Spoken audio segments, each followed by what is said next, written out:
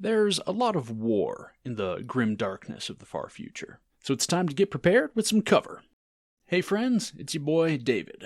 Today we're going to be making some dollar store sandbags. Now for this build we're using poster tack. You could just as easily use clay or cold porcelain here instead, but I did this as a challenge build during lockdown. It just goes to show that you can make cool stuff even with suboptimal materials, so don't let that get in the way of your crafting. To make our sandbags, we're going to cut the poster tack into its pre-portioned strips. Then we're going to apply texture by pressing some canvas-style ribbon into it.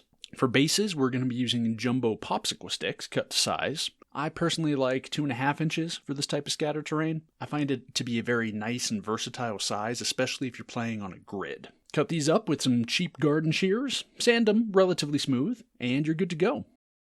Next up, we're going to take the textured poster tack and cut it into smaller sections for the bags. Gently pinch the ends in,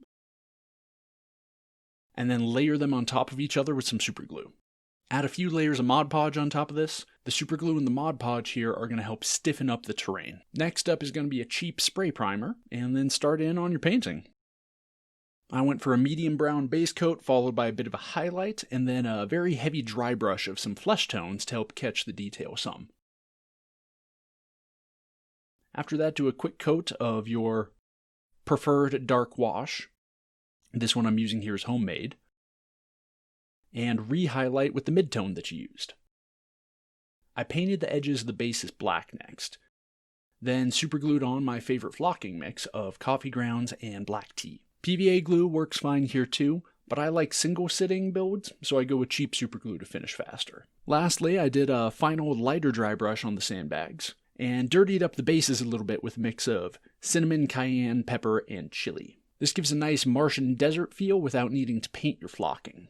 Just make sure that if you do this, you seal it well afterwards. And that's all for this one, folks. Super easy, quick, cheap set of terrain here. You could very easily use this same technique to make foxholes or to add on stuff for trenches. But for just some basic stuff, this is a quick way to make some things to throw on the table. Hope you enjoyed, and thanks for watching. Stay safe, sane, and crafty out there, and I'll catch you all in the next video.